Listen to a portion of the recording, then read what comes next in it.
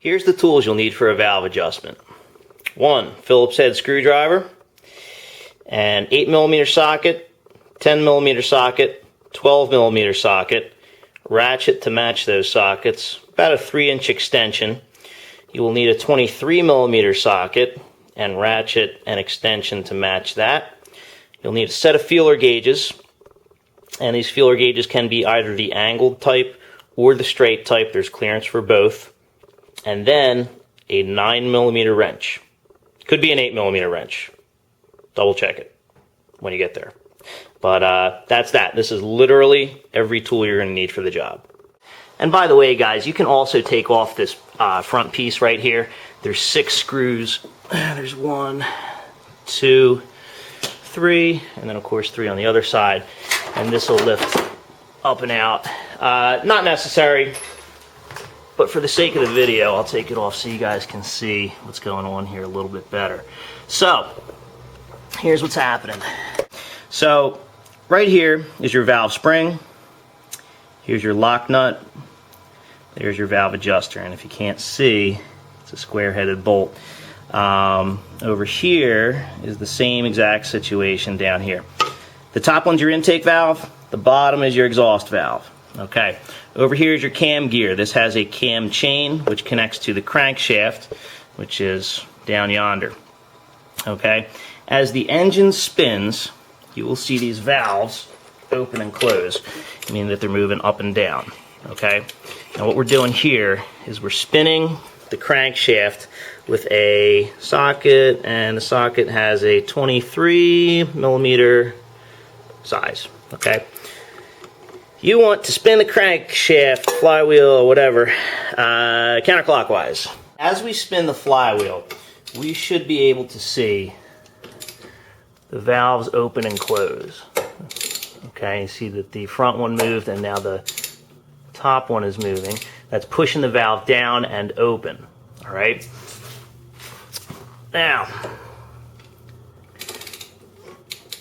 we can't check the clearance unless the valve is totally slack. I don't know if you can hear that. Now it's slack. Now how do you know when it's slack? Well, this gear right here, when it spins around 360 degrees, each valve will open one time. So what you're going to do is you're going to spin it until the valve opens right there. And you're just going to, right there. And then you're just going to make a mental note as to which part of the cam shaft right here is facing upwards, and then we're going to go 180 degrees from there, which would be right there. Okay. Now we take out our feeler gauges. Okay. Feeler gauges, you can use the angled kind like these, which are pretty much made for valve jobs, or you can use the straight kind. This engine has enough clearance for either one. I'll use the angle kind. Now, intake valve clearance is supposed to be, from what I've read, 0.006 of an inch, give or take 1/1000. Exhaust is supposed to be 0.010 of an inch, give or take 1/1000. Double check that just to make sure for yourself. So what I do is I'll break out,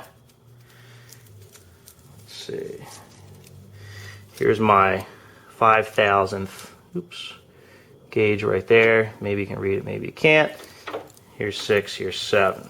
Okay, so what I'm going to do is take my 5, see if it'll fit in here, which it does. It's got plenty of room to move back and forth, so I know I have 0.005 of an inch. Let's take it to 6. 6 is just snug. I can feel that the top of the feeler gauge is touching the adjuster, and the bottom is touching the tip of the valve stem, which is right there. If I put 7 in there, it's going to be either tight or it won't go in at all. Barely going in. If I forced it in, it could go in maybe. That wouldn't be right. So this one's totally in spec. All right. Now for the bottom one, I'm going to do the exact same thing. So I'm going to spin the crankshaft. I see that right here my exhaust valve is open. I'm just making a mental note on the camshaft, what position that's in. I'm going to go 180 degrees, right about there. And now I'm going to get underneath this thing, and I'm going to do the exact same thing down here, which you can't see, and I'm aware of that, to the adjuster in this situation. All right, here's our exhaust valve adjuster. Let me just say this too.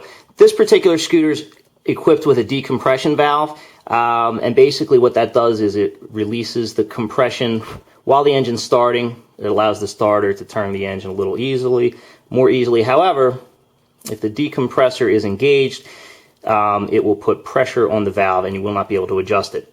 How do you know if it's engaged or not? Well, you should be able to hear a little bit of clearance when you move the rocker arm back and forth. Hopefully you can hear that. Okay, if you can't hear it, just revolve the crankshaft another 360 degrees and it'll take care of that. All right, so now I'm going to check the bottom and see how that goes. Okay, exhaust valve is in spec, totally. So that's good. Now let's talk about what you would do if the exhaust valve or the intake valve was not in spec. Basically what you would do is you would take a 9mm wrench right here. You would loosen up the lock nut right here. Then, just with your fingers, you can grab this little screw right here, the adjuster screw, and you're going to move it one way or the other, just a hair. And then you're going to tighten it back up. After that, you check the clearance with your feeler gauge, and you may have to do it a couple times till you get it right. Honda does sell, as most manufacturers do, a special tool for this, and it's kind of like a screwdriver that fits inside of a socket. I've never needed one, and you don't really need one either. So that's that. So that's a valve adjustment. It's not too difficult, and you should be able to do it yourself.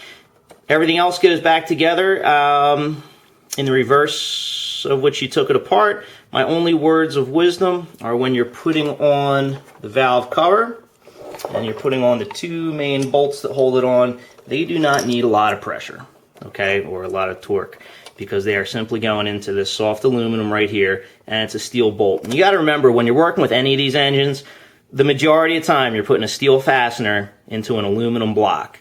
And obviously steel is much more hard than aluminum is. So in a battle, steel's going to win all the time. So that's it. We're going to put it back together and see how she runs. And there she is, put back together. It'll take you about maybe a half hour or so to put everything back together right. But that's about it. So hopefully that was helpful, and hopefully it worked out for you, or it will work out for you.